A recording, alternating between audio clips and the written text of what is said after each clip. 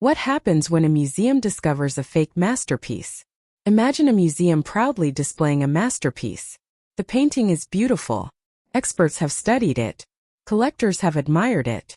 Millions of dollars may have changed hands because of it. The museum believes it is authentic. And then one day, a scientist examines the painting and discovers something disturbing. The pigments are wrong. The canvas is too modern. The materials do not belong to the period. The masterpiece may be a fake. Suddenly everything changes. The question is no longer simply, who painted this? Becomes, who created the deception?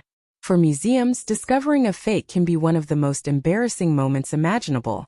But it can also become one of the most fascinating investigations in the world of art. A convincing forgery is not simply a bad copy. The most successful forgers understand their subjects deeply. They study the artist's brushwork. They learn how the artist mixed colors. They examine old paintings. They imitate signatures. They search for old materials. And sometimes they create an entire history around the fake. Because a painting becomes much more believable when it appears to have a believable past. This is called provenance. Provenance is the documented history of an artwork's ownership. Who owned it? Where was it kept? When was it sold? Who purchased it? Was it mentioned in an old catalog? Did it appear in an exhibition? The more convincing the history, the more convincing the painting can appear. But provenance can also be fabricated. One of the most notorious art forgers was Jan van Meegeren. He became famous for creating paintings designed to look like works by the Dutch master Johannes Vermeer. At a time when Vermeer's paintings were extremely rare and highly valuable, Van Meegeren created works that appeared to fill gaps in Vermeer's history.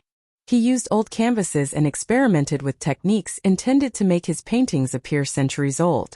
The deception was so convincing that important experts accepted some of the works as genuine. One painting, The Supper at Emmaus, was even praised as a major discovery. It was not simply treated as an ordinary painting. It was celebrated as a lost masterpiece. But eventually the truth emerged. Van Meegeren was accused of collaborating with the Nazis by selling a Vermeer to Hermann Göring. To prove that he had not sold an authentic Dutch masterpiece to the Nazis, he demonstrated that he himself had painted the work.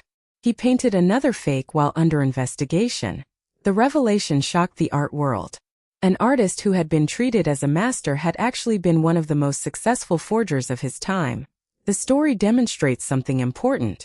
Sometimes experts can be fooled not because they are careless, but because the forgery is designed to match what they already expect to see.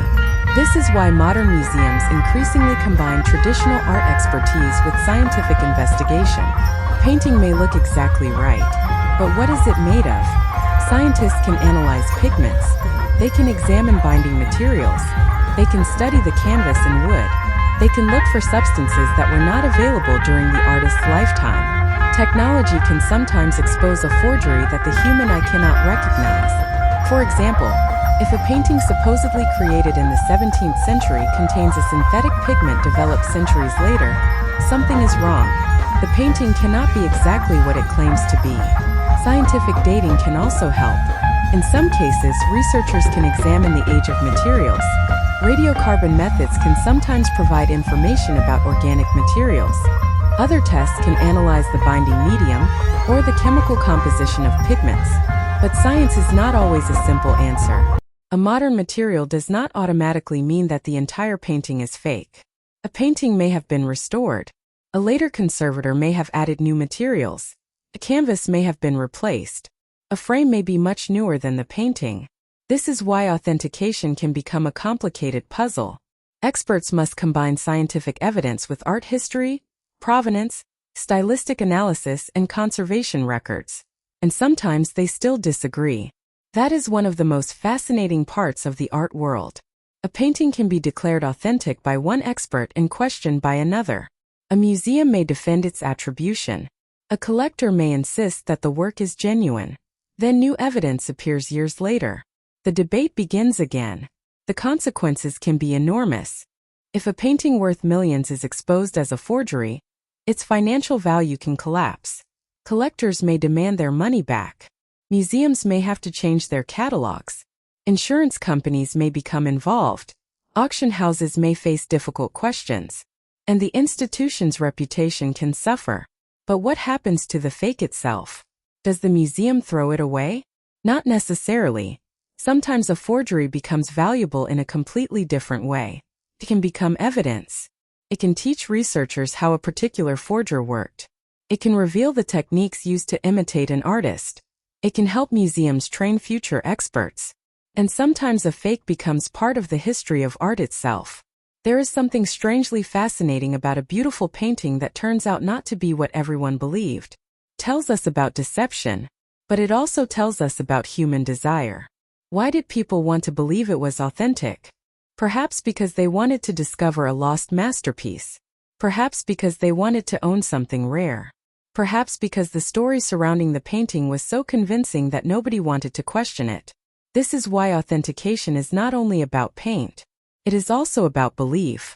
A signature can be copied. A frame can be aged. A canvas can be made to look old. A story can be invented. But eventually, the materials may tell a different story. And that is where the museum detective begins.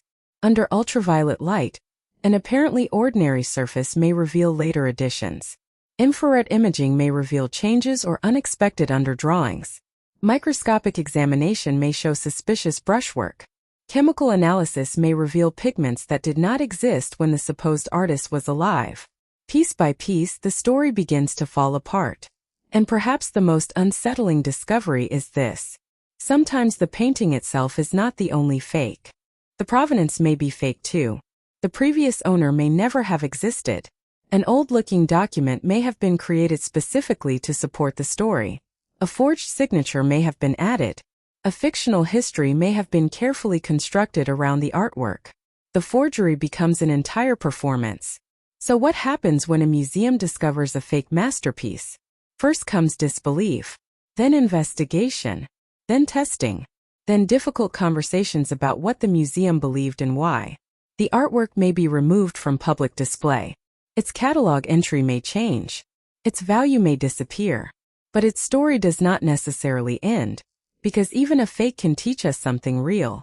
It can reveal how artists work, how experts judge authenticity, how markets create value, and how easily human beings can be persuaded by a beautiful story.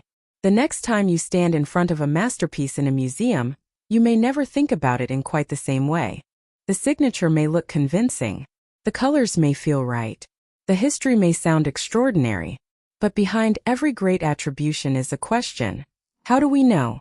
Because in the world of art, seeing is not always believing. Sometimes the most important evidence is hidden in the paint itself. And sometimes the greatest mystery in a museum is not discovering a masterpiece. It is discovering that the masterpiece was never what we thought it was. Gallery Experience: Hidden Stories Behind Art. Episode 9.